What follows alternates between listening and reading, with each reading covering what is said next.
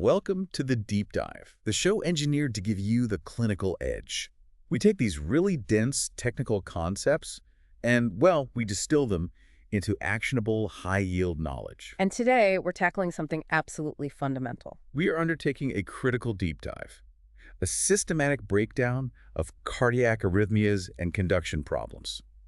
This is really the foundation of acute care nursing. It absolutely is. And this material, it's not just theory, this is moment-to-moment critical care. These disorders of the heart's electrical system arrhythmias, or you might hear dysrhythmias, they're truly ubiquitous. You see them everywhere. Everywhere. You have to be prepared to recognize and initiate that first-line management, whether you're in an ICU, a med-surg floor, or even a long-term care setting. So that really sets the stakes. Our mission today is to move methodically, just like a systematic clinical assessment would. We'll start with the normal electrical path. The basic. Then move to ECG visualization, and then really dive into the specific rhythm abnormalities from the benign sinus variations right through to the life-threatening ventricular rhythms and device management. Okay, so before we do that, let's establish the vocabulary. There are 4 essential terms we need to anchor ourselves to. First, the core problem itself. Arrhythmia or dysrhythmia. Same thing, different name. Right. It's simply any disruption in how that electrical impulse is formed or how it's conducted through the heart. And that disruption alters the rate or the rhythm or sometimes both. And when we look at the heart muscle itself, there are those 2 mechanical states, and they're both driven by electricity. The first is depolarization. That's the electrical stimulus that actually causes the muscle cells to contract. It's the electrical trigger for systole. And then, of course, you need the recovery phase. Repolarization. This is when the muscle cells electrically relax. They go back to their negatively charged resting state, which allows the muscle to relax. So that's the electrical basis for diastole. Exactly. And those 2 states, depolarization and repolarization, they are what generate all the waves we see on the monitor. Okay, and finally, when we talk about how, say, medications or the nervous system affect the heart, we use the 2 tropies. Yes. Inotropy. That relates to the force of contraction. How hard it squeezes. Right. Then you have chronotropy, which is all about the rate of impulse formation, how fast. And finally, dramotropy describes the speed of conduction. So when we give a beta blocker, for example. Perfect example. We're aiming for a negative chronotropic and a negative dramotropic effect. We want to slow the rate and slow the conduction. That framework, it lets us understand every single drug we're going to use in arrhythmia management. All right, let's trace that normal path. If the heart is this complex electrical circuit, where's the initial power source? The initial power source is the sinoatrial node, or the SA node. It's located high up in the right atrium, and it is the heart's natural primary pacemaker. So this is where it all starts. This is where it all starts. Under normal circumstances, it sets the rhythm for the entire heart, firing really reliably at a rate of about 60 to 100 beats per minute. Okay, so from the SA node, that impulse spreads really quickly across the atria, causing them to contract. Where does that impulse run into its first and most crucial delay? It travels directly to the atrioventricular node, the AV node.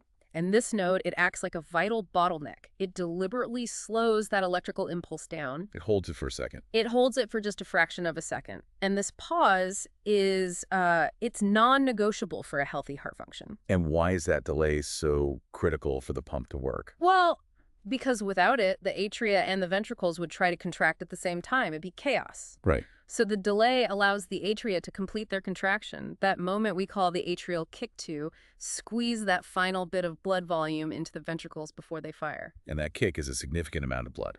It's huge. It accounts for roughly 1/4 to 1/3 of the entire ventricular filling volume. If you lose that function, you immediately compromise cardiac output, especially in patients who already have, stiff or failing ventricles. So once the impulse clears that AV node, it has to move lightning fast to make sure both ventricles contract simultaneously. Precisely. It enters the bundle of His, then it branches into the right and left bundle branches, and finally it just explodes outward through these microscopic Purkinje fibers, which get deep into the ventricular muscle tissue. And that's what gives you that coordinated, powerful squeeze. Exactly. A coordinated, efficient ventricular contraction. So even when that electrical system is perfect, you have these external factors, like the autonomic nervous system, constantly fine-tuning the rate. So how does the fight or flight system play into this? The sympathetic system uses what we call adrenergic fibers to just flood the heart with stimulating signals. I mean, think about running to catch a flight or the fear after a car horn blasts near you. Like that jolt. That jolt triggers positive effects across the board. So you get positive chronotropy, the rate increases, positive dramotropy, conduction speed increases, and positive inotropy, the force of the contraction increases. And systemically, those same sympathetic fibers are constricting the peripheral blood vessels. Correct. And that constriction pushes up your blood pressure. This response is triggered by physiologic stress like exercise, anxiety, shock, fever, or even the drugs we give, catecholamines like dopamine or dobutamine. Everything speeds up and contracts harder. So, conversely, the parasympathetic system is what provides the brakes. It has to balance that stimulus. So when the parasympathetic system is active, when you're resting or meditating or even just having a calm therapeutic conversation, it decreases the heart rate, it reduces conduction velocity, and it lessens the force of atrial contraction. And it also helps lower blood pressure. Right, it causes arterial dilation. And in medicine, we often use techniques like therapeutic communication, or we administer medications like beta blockers to intentionally enhance that parasympathetic tone and slow the heart down safely.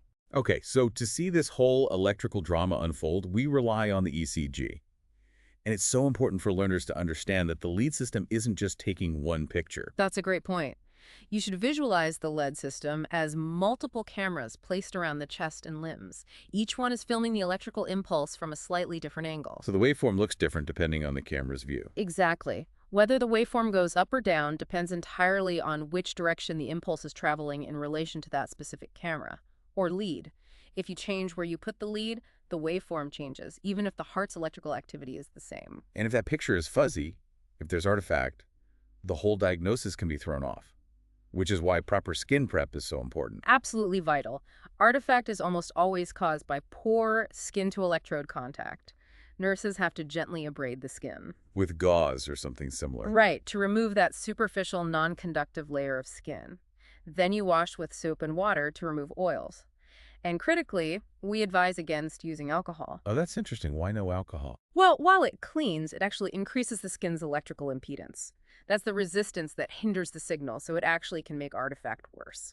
Okay, so for the standard 12-lead ECG, we're using 10 electrodes, 6 on the chest, 4 on the limbs. And getting that placement right is non-negotiable for an accurate diagnosis. It is. The standard chest leads, V1 through V6, are positioned to give us views that are mostly focused on the left ventricle.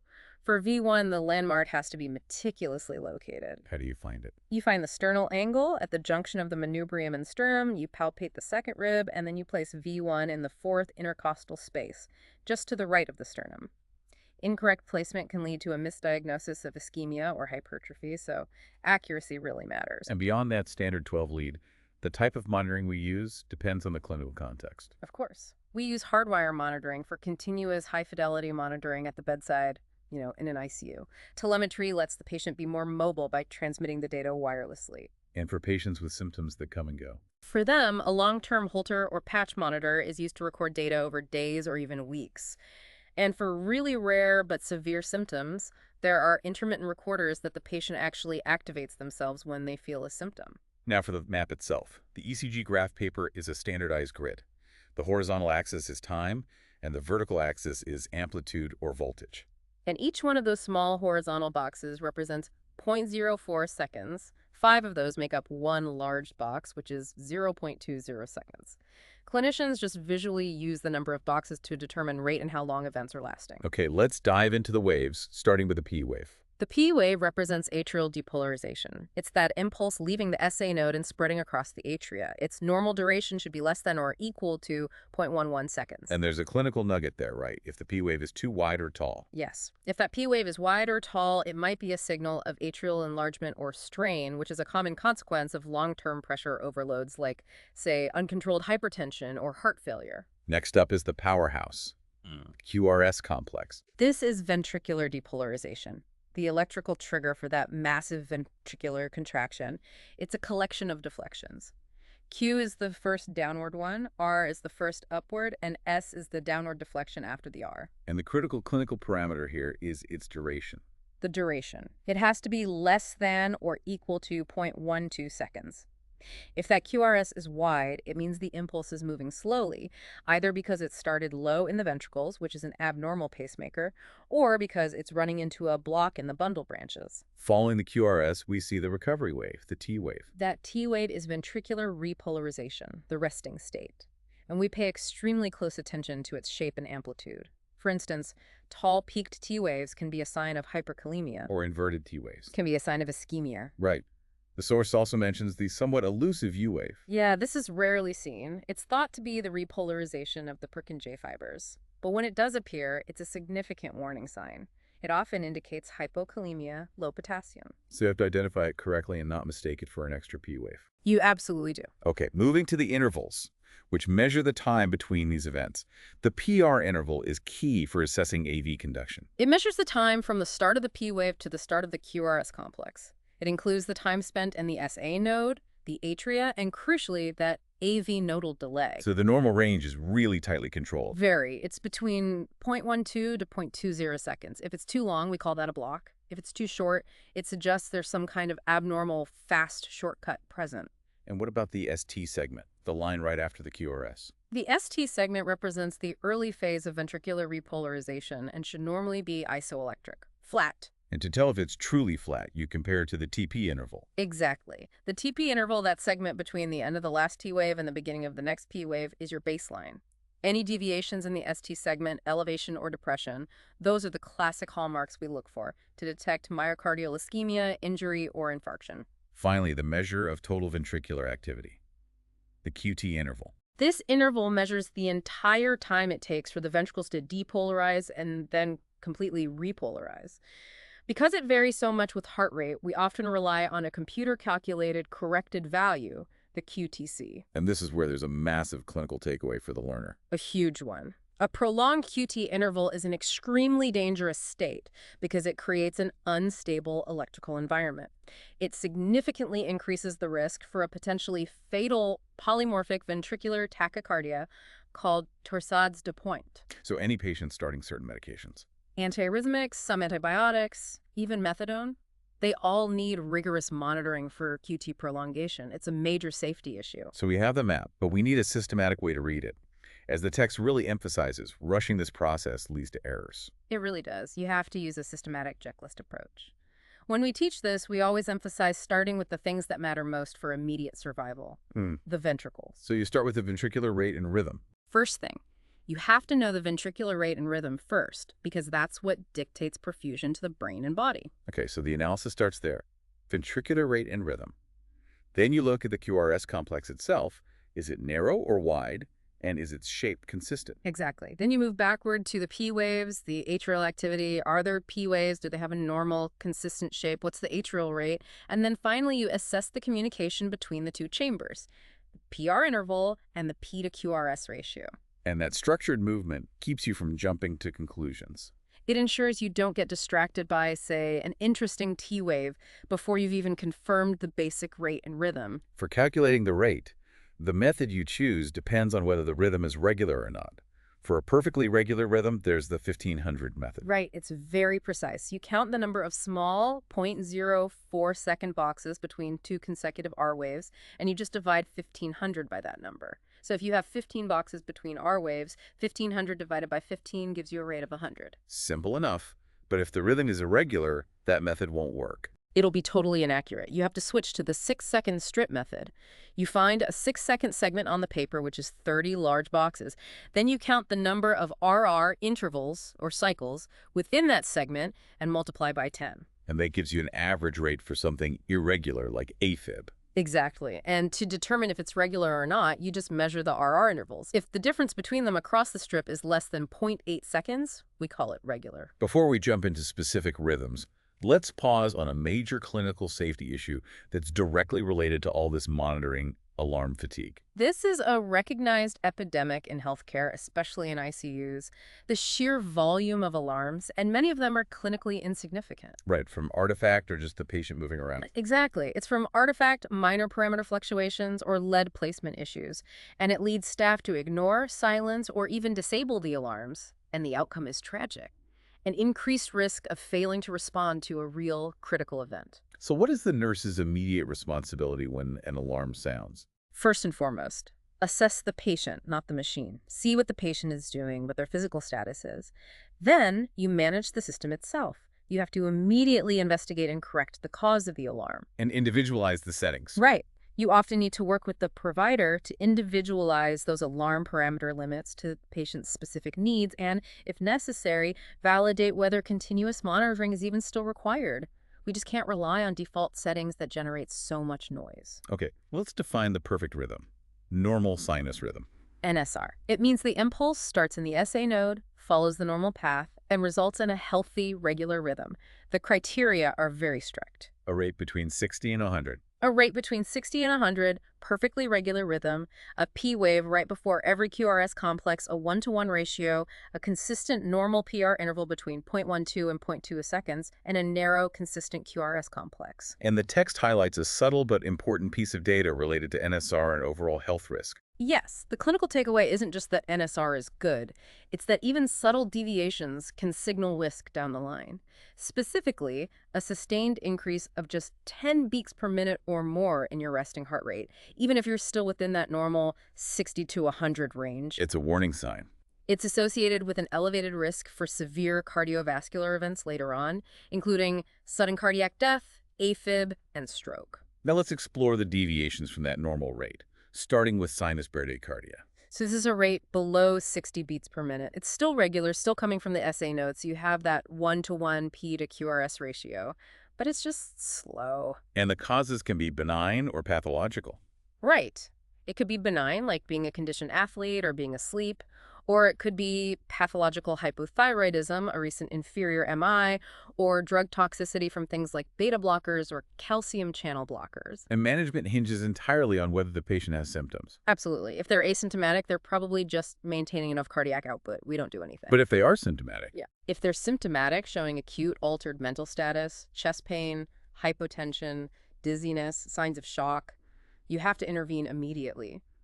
The first line medical management is usually a rapid IV push of atropine, 0.5 milligrams. 0.5 milligram bolus, repeated up to a max of 3 milligrams to block those parasympathetic or vagal effects. If atropine doesn't work, or if the rhythm is really severe, the next emergency step is initiating transcutaneous pacing or giving vasopressors like dopamine or epinephrine. The opposite problem is sinus tachycardia, a rate above 100, but usually under 120. Otherwise, a perfectly normal sinus rhythm. Right. Tachycardia is usually a sign of some underlying stressor that the body is trying to compensate for. This could be acute blood loss, dehydration, shock, high fever, anxiety, pain, heart failure. Or stimulants. Or stimulants like caffeine, nicotine, or illicit drugs. What's the main negative hemodynamic consequence of persistent tachycardia? Reduced diastolic filling time. The heart is just beating so fast that the ventricles don't have enough time to relax and fill completely before the next contraction. And less filling time means less stroke volume. Which means reduced cardiac output. And if it's severe, this can rapidly lead to acute pulmonary edema or myocardial ischemia because of the increased oxygen demand. So management has to focus on identifying and treating that underlying cause-giving fluids for dehydration, controlling pain, reducing fever. But what are the immediate interventions for a persistent symptomatic tachycardia? If the patient is stable, we often try vagal maneuvers, first carotid sinus massage, Valsalva, induced gagging to increase that parasympathetic tone. If the patient is unstable or the rhythm is refractory, synchronized cardioversion is the treatment of choice.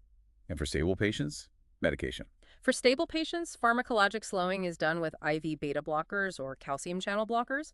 And we should note there are specific chronic conditions like inappropriate sinus tachycardia, where a catheter ablation of the SA node might eventually be needed.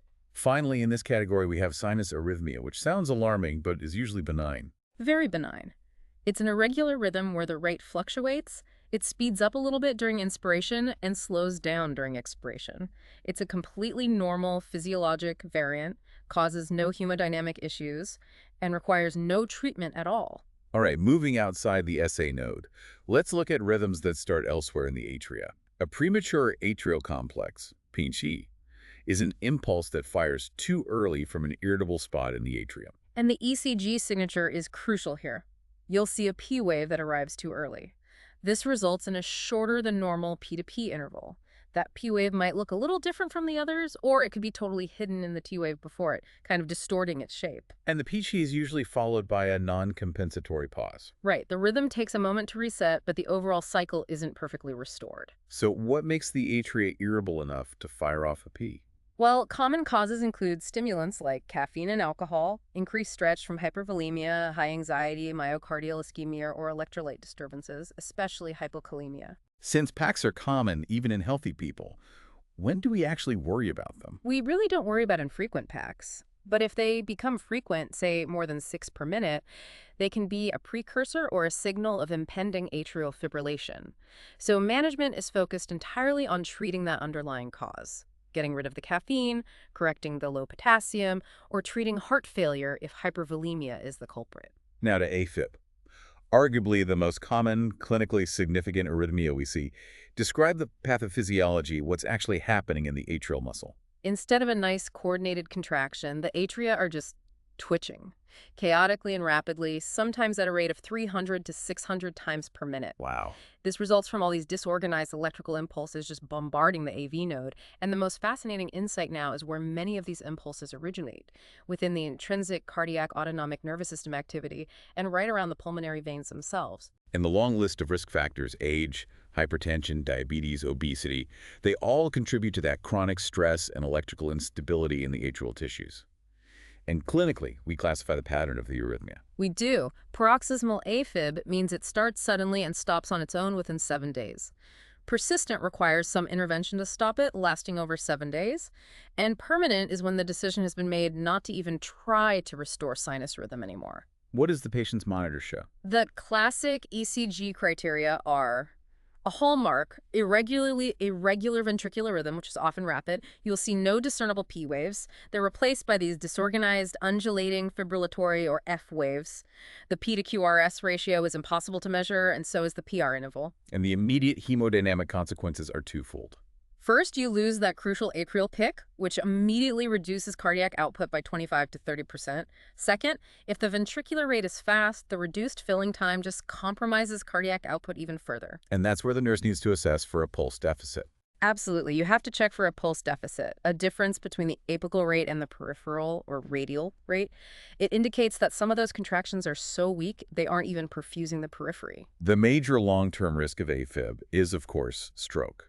And that risk is rooted in the left atrial appendage. Exactly. Because the atria are only quivering and not effectively contracting, blood stagnates, particularly in this little pouch called the left atrial appendage, and that stagnation promotes clot formation. And those clots can easily break off and travel to the brain, causing a devastating stroke. It's a massive risk. So management begins with a shared decision on goals, rate control versus rhythm control.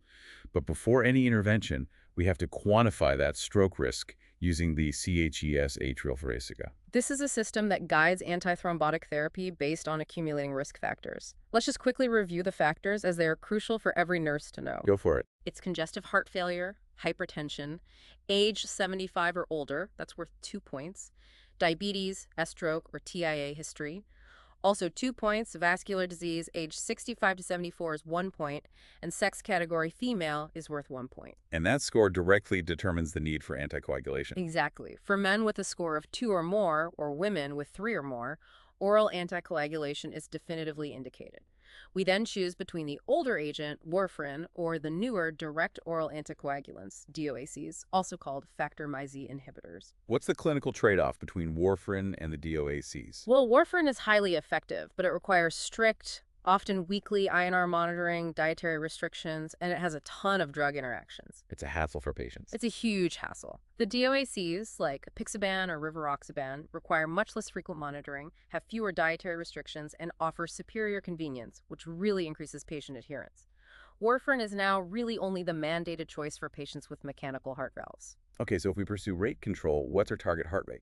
The goal for symptom management is usually a resting heart rate below 80 beats per minute. This is primarily achieved pharmacologically using beta blockers or non-dihydropyridine calcium channel blockers. And if the decision is rhythm conversion, to restore that sinus rhythm, there's a critical time limit for safety. A critical one. If the AFib has lasted for 48 hours or longer, the risk of a pre-existing clot in the atria is extremely high. Converting that rhythm, whether with drugs or electricity, can dislodge that clot and cause a stroke. So you have to anticoagulate them first. You must. Conversion has to be preceded by therapeutic anticoagulation for several weeks, or a TE, a transesophageal echo, must be performed to confirm there are no clots in the left atrial appendage. For stable patients, we use antiarrhythmics to convert the rhythm. Right, medications like amiodarone, flecainide, or propafenone are used. A major nursing alert concerns the use of dofetilide, which actually requires the patient to be hospitalized for continuous ECG and renal function monitoring because it has a heightened risk of causing torsades de pointe. If the patient is unstable, or if the rhythm fails to convert with drugs, we use electrical cardioversion. This is an emergency measure that must be synchronized with the QRS complex to avoid hitting that vulnerable T wave. And even after a successful electrical conversion, the patient requires a minimum of 4 weeks of anticoagulation because the atrial function can take a while to fully normalize. What about patients who just can't tolerate chronic anticoagulation for some reason? For them, left atrial appendage occlusion, LAAO, using devices like the Watchman is an alternative.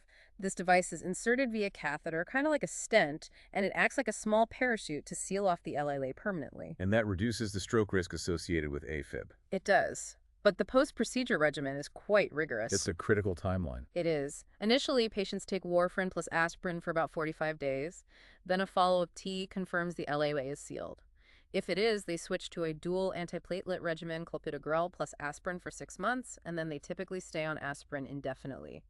It's a very detailed, multi-step process for the patient to understand. We also have to touch on the specific danger when AFib coexists with Wolff-Parkinson-White syndrome, or WPW. Yes, WPW involves an accessory pathway that bypasses the AV node.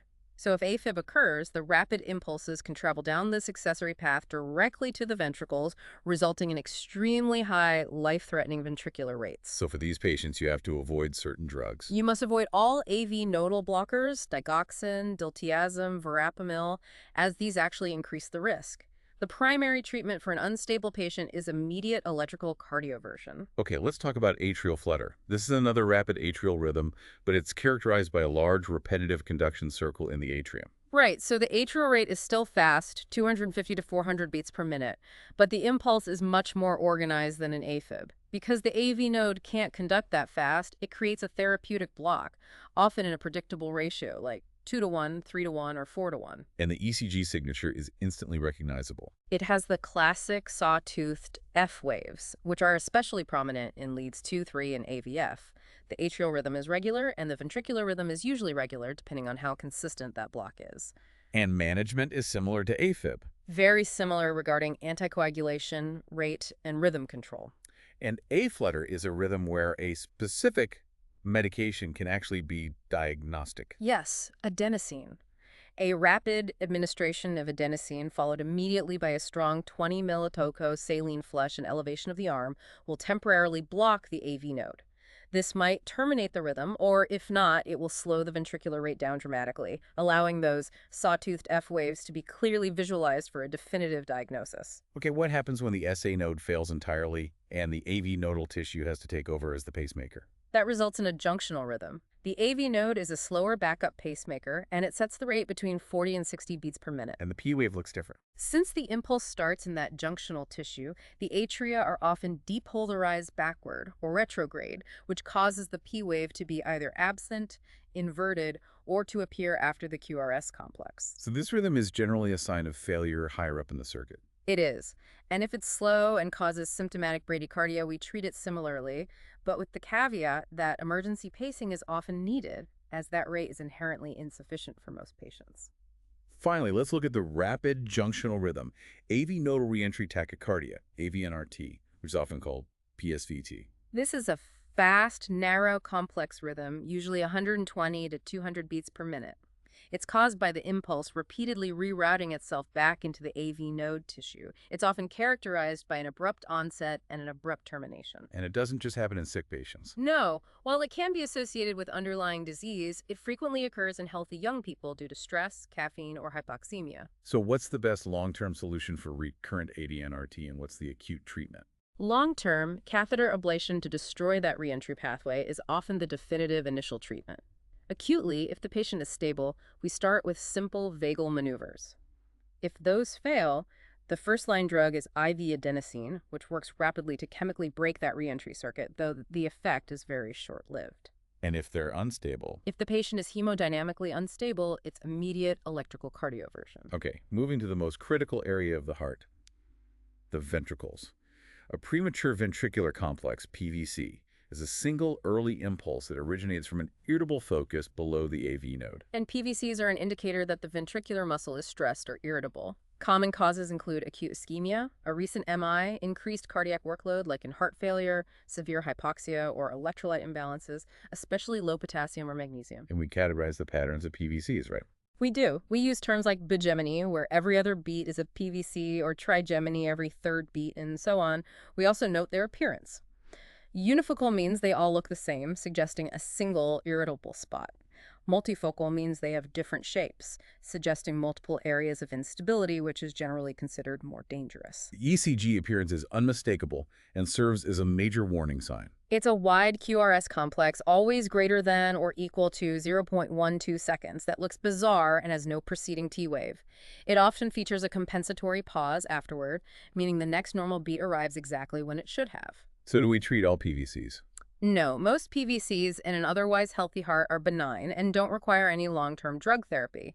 However, any patient with frequent PVCs must undergo an evaluation for underlying disease, like ischemic heart disease or ventricular dysfunction, to rule out a higher risk of lethal rhythms. Now, ventricular tachycardia, VTE, is 3 or more consecutive PVCs with a rate over 100. This is an emergency. This is an emergency requiring immediate intervention. VT is terrifying because the rapid, ineffective ventricular contractions usually lead to profound hemodynamic compromise. It's particularly common and lethal in patients with low ejection fractions or previous large MIs. And the ECG is dramatic. It shows a fast rate, 100 to 200, with extremely wide, bizarre QRS complexes. P waves are generally not seen or are completely dissociated from the QRS. The immediate treatment decision tree is stark. Does the patient have a pulse or not? That's it. If the patient has a pulse and is stable, meaning they're conscious and their blood pressure is okay, the treatment of choice is often cardioversion or antiarrhythmics like procainamide, amiodarone, or sotalol. But if they're pulseless? But if the patient is in pulseless VT or unconscious, it is treated exactly like ventricular fibrillation. Immediate, high-energy defibrillation. And for long-term risk reduction, who is a candidate for an ICD? Patients with low ejection fractions, typically 35% or less, who have survived a VT episode or are considered high risk, they will be evaluated for an implantable cardioverter defibrillator, or ICD, to prevent sudden cardiac death. There's a unique and dangerous form of VT called torsades de pointe. Torsades is a polymorphic ZT. That means the QRS shape is constantly changing, twisting around the baseline, and it is always preceded by a severely prolonged QT interval. So the management is different. It is. Since torsades often deteriorates quickly, the primary management is correcting the underlying electrolyte issue. The first-line acute treatment is IV magnesium, and if the prolonged QT is related to a very slow heart rate, temporary pacing or IV isoproterenol might be used. Now, ventricular fibrillation, VF. This is the most common rhythm that leads to cardiac arrest. This is not compatible with life. VF is absolute chaos. The ventricular muscle is just quivering rapidly and chaotically, moving at a rate over 300 beats per minute. There's no coordinated pumping activity, which means no cardiac output, no pulse, and no respiration. Survival depends entirely on immediate intervention. Absolutely. The ECG shows these irregular, disorganized, undulating waves. There are no recognizable QRS complexes, P waves or T waves. And management is completely time-sensitive. Early defibrillation is critical to survival. Immediate, high-quality bystander CPR must begin until that defibrillator is available. If the VF is refractory to initial shocks, we administer vasoconstrictors and antiarrhythmics like epinephrine and amiodarone to try and chemically prime the heart for a successful conversion with the next shock. If the SA node and the AV node both fail, the Purkinje fibers can initiate a last-ditch effort, the atrioventricular rhythm. This is the heart's lowest escape pacemaker. It provides a very slow rate, only 20 to 40 beats per minute. The QRS complex is wide because the impulse is traveling slowly through the ventricular muscle itself. And that rate is usually not enough to maintain adequate cardiac output. Not at all. And if that final escape mechanism fails, we're left with ventricular asystole, the flat line. A systole is defined by the absence of any ventricular electrical activity, and it must be confirmed in 2 different ECG leads. It's fatal without immediate intervention. Right. And the management for asystole and pulseless idioventricular rhythm is the same as it is for pulseless electrical activity, or PEA.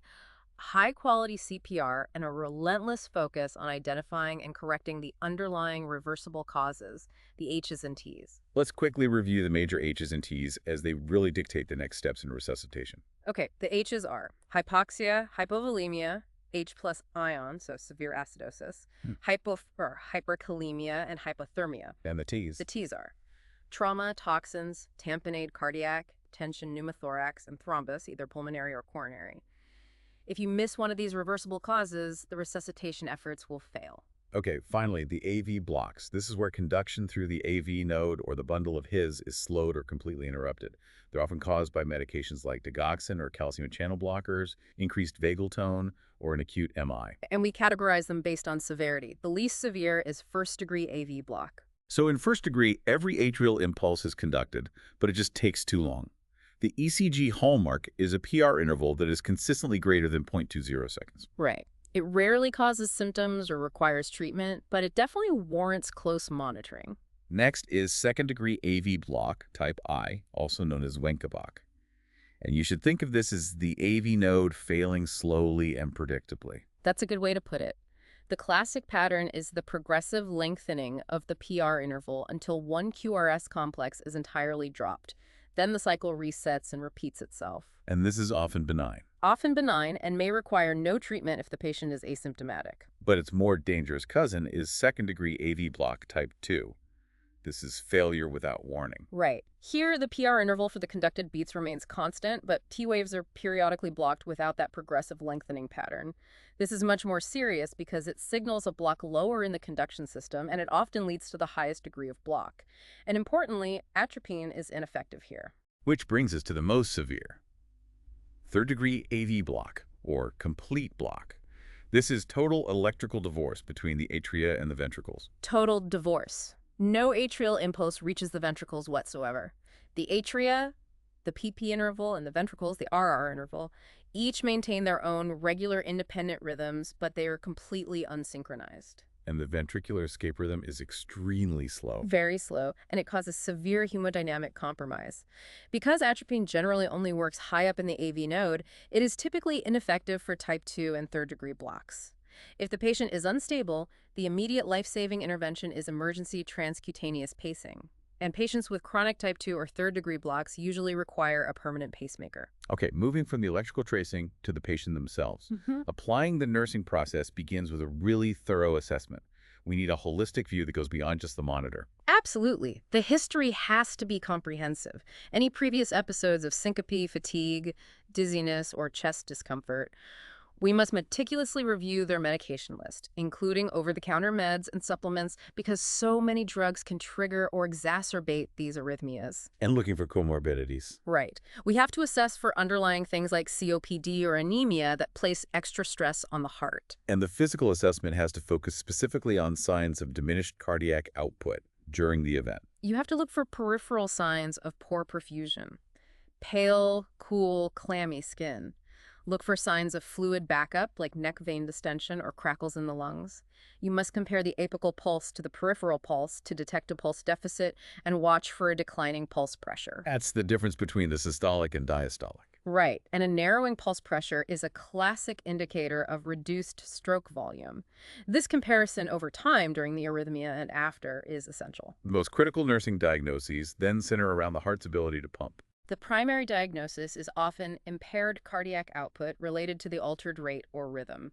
And secondary to that are anxiety related to the unpredictable nature of it and the fear of death, and lack of knowledge about the condition and self-management. And the potential collaborative complications are those catastrophic outcomes. We collaborate with the whole team to prevent cardiac arrest, manage acute heart failure, and prevent thromboembolic events, which are a constant threat in patients with atrial fibrillation.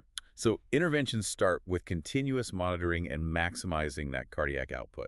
You're continually monitoring vitals, breath sounds, and looking for those subtle symptoms of inadequate perfusion. For patients on antiarrhythmic medications, the nurse has to be hypervigilant for signs that the drug is actually causing a new, worse arrhythmia. Like a widening QRS or a prolonged QT. Exactly, a widening QRS or a prolonged QT interval. We're also proactively managing contributing factors like correcting any acid bose or electrolyte disturbances. The source mentions a really practical test that's used to assess how well rate control medications are working during activity. The 6-minute walk test. This is a superb functional assessment. The patient just walks for 6 minutes, covering as much distance as they can, while the nurse monitors their symptoms and rate. This gives you objective data on the heart rate's response to exercise, and it allows the team to fine-tune the medication dose to make sure the heart rate stays controlled, even with exertion. Reducing the profound anxiety that comes with an arrhythmia is also paramount. It is. The anxiety itself, that surge of adrenaline, can actually make the arrhythmia worse. The nurse has to stay with the patient, maintaining a calm demeanor, encourage the patient to verbalize their fears. And a diary can help. A helpful long-term strategy is having the patient keep a diary to identify triggers. Was it caffeine, an argument, or skipping a medication? Giving them that tool helps them feel more in control over a condition that feels very unpredictable. Finally, patient education for self-care is a huge piece of this. A huge piece. We have to simplify the etiology and treatment. A key priority is ensuring adherence to medications to maintain therapeutic serum levels. If the medication affects heart rate, the patient must be taught how to take their own pulse before each dose and what parameters mean they need to call the provider. And for lethal arrhythmias, family, CPR training, and a clear emergency action plan are crucial. Okay, let's talk about adjunct modalities and device management. Electrical therapy is the controlled delivery of current to depolarize the entire myocardium at once, essentially hitting a reset button. The critical distinction is timing. Right. Cardioversion is the timed or synchronized delivery of current. The device has to sense the patient's own QRS complex and ensure the shock is delivered precisely during ventricular depolarization. And that's to protect the heart from the shock landing on the T wave. Exactly. You do not want to shock on the vulnerable T wave during repolarization because that would instantly trigger ventricular fibrillation. Yeah. So cardioversion is used for AFib, flutter, and stable VT. And defibrillation is immediate and unsynchronized. Defibrillation is the treatment for rhythms that are immediately lethal and pulseless, so VF and pulseless VT, where there is no organized electrical activity to synchronize to. Speed is life here. Modern biphasic devices use lower energy settings but are just as effective, prioritizing speed of delivery. And chart 22-5 in the text outlines some essential nursing safety measures during this high-risk procedure. Yes. First, ensure you're using a proper conductive medium-never ultrasound gel, as it can cause burns. Ensure firm skin contact if you're using paddles, about 20 to 25 pounds of pressure. And crucially, the nurse must confirm clearance before discharge. Calling clear? This means visually ensuring no one is touching the patient, the bed, or any connected equipment, and calling clear 3 times before delivering the shock.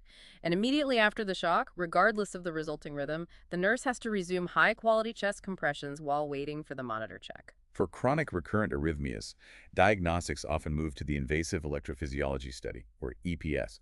What's the core goal of this procedure? The goal is to invasively map the electrical circuit using catheters that are inserted into the heart chambers. This lets the team precisely locate the arrhythmogenic foci, the exact spot where the abnormal impulse is starting, and assess the function of the SA and AV nodes. And they can test drugs or prepare for ablation. Right. It also lets them test antiarrhythmic drug efficacy, or, most commonly, prepare for ablation. They intentionally try to reproduce the arrhythmia. How do they do that? The electrophysiologist uses programmed stimulation to deliver premature impulses to try and induce the arrhythmia. If they can induce it, they've found the problem area and can proceed with catheter ablation, which uses radiofrequency or cryotherapy energy to destroy that small, faulty piece of tissue. And post-procedure care. It's similar to a cardiac catheterization, primarily focusing on activity restriction and monitoring the access site for bleeding. Right, let's talk about pacemaker therapy. These are implanted to provide electrical stimuli for chronic slow rhythms or conduction disturbances. They have 2 main parts, the pulse generator and the leads. Right, the pulse generator has the battery in the circuitry to program the rate, the output, how strong the impulse is, and the sensitivity, which is how wide it sees the patient's own rhythm, and the leads deliver that impulse. We also have emergency options, like transcutaneous pacing. TCP? TCP is temporary, emergency pacing for severe symptomatic bradycardia that is unresponsive to atropine. You place large pads on the chest and back. This is an emergency measure because the current has to travel through skin and tissue, which causes involuntary muscle contractions and significant patient discomfort. So they often need pain medication or sedation. They do. Now, the function of permanent pacemakers is described globally using a standardized code. The NASB-BPEG code. Right. It's a complex 5-letter system, but we usually focus on the first 3. Pace chamber, sense chamber, and response. For example, if a pacemaker is programmed DDD, it means it paces dual chambers, atrium and ventricle, it senses in dual chambers, and it has a dual response. It can either trigger a beat or inhibit its own firing. So when we look at the ECG strip for a paced rhythm, what confirms that it's working successfully? You have to see the pacemaker spike. That's the sharp vertical line indicating the discharge followed immediately by the desired result. We call that capture. Capture means the spike successfully caused depolarization. An atrial spike is followed by a P wave, and a ventricular spike is followed by a QRS complex. And you also look for proper sensing. Right, that the pacemaker recognizes the patient's intrinsic beats and doesn't fire when it's not supposed to. The source notes a specific drawback of the single-chamber VVI pacing mode. Yes. VVI pacing maintains the ventricular rate, but it causes a complete loss of AV synchrony. The atria and ventricles beat independently. This loss of the atrial kick can cause symptoms like fatigue, chest discomfort, and orthostatic hypotension, which we call pacemaker syndrome. So that's why dual-chamber pacing is often preferred. Exactly. DDD pacing is often preferred to maintain that crucial AV timing. Complications can range from insertion problems to device malfunction. During insertion, you have risks like pneumothorax or lead perforation. Malfunctions include loss of capture, which is when you see a spike but no subsequent P or QRS that requires increasing the output. And then you have 2 sensing issues. Undersensing, where the pacemaker fails to see the intrinsic rhythm and fires inappropriately, or oversensing, where it interprets non-cardiac noise as a beat and inhibits firing when it should be firing. And patients with pacemakers must also be educated about potential electromagnetic interference, or EMI. Yes. While most household appliances are safe, they have to avoid extremely strong magnetic fields like MRIs, large motors, or arc welding equipment. Cellular phones should always be held 6 to 12 inches away from the generator on the opposite side of the body to prevent oversensing, and they need to carry their device ID card at all times. Now, the implantable cardioverter defibrillator, ICD, this is designed to treat life-threatening tachyarrhythmias automatically. Who are the primary candidates? We use it for secondary prevention, so patients who have survived a sudden cardiac death event or symptomatic VT, and we use it for primary prevention high-risk patients who haven't had an event yet, like those with severe coronary artery disease post-MI and an ejection fraction of 35% or less. And the ICD is sophisticated. It offers multiple therapies beyond just defibrillation. It is. It detects an arrhythmia not just by rate, but by assessing the rate alongside the morphology of the QRS complex. If a lethal rhythm is detected, it can deliver 3 types of therapy: high-energy defibrillation, low-energy synchronized cardioversion, or a series of rapid impulses called anti-tachycardia pacing to try and chemically disrupt the reentry circuit without shocking the patient. And for patients who are waiting for a permanent implant, there's the wearable cardioverter defibrillator vest. This is essentially an external AED that's worn under the clothes. If it detects a life-threatening rhythm, it vibrates and issues an audible warning. The patient or family has a moment to respond and disarm it if it's a false alarm. If it's not disarmed, it delivers a high-energy shock. It's a bridge device. It's a bridge, but it requires constant patient compliance and daily battery changes. The psychosocial impact of receiving an ICD shock is severe. It's often described as living a multidimensional storm experience. This is a critical area for nursing support. It's profound. The fear of an unpredictable, painful discharge, which often happens outside the hospital, maybe while driving or during intimacy, can lead to severe anxiety, social isolation, and even clinical depression. So the nurse has to validate those feelings. You have to. You validate those feelings, help the patient and family recognize possible warning symptoms, which sometimes precede the shock, and encourage open communication about their fears. The anxiety over potential shock transmission to a partner, for instance, requires direct, clear education.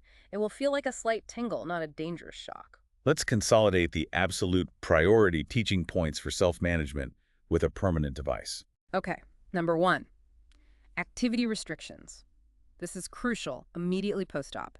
You restrict movement of the arm on the side of the implant, no heavy lifting, no reaching overhead, no contact sports for several weeks to allow those leads to secure themselves. And infection monitoring.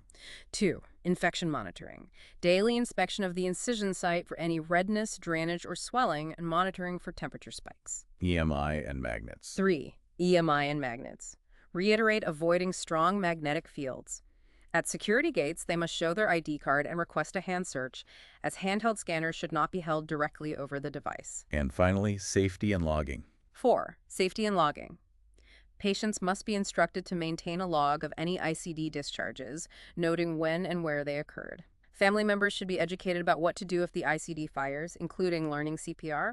And finally, those follow-up device checks, often done remotely now, are non-negotiable to monitor battery life, lead integrity, and stored event data. We have completed a really comprehensive journey through the heart's complex electrical world. We have.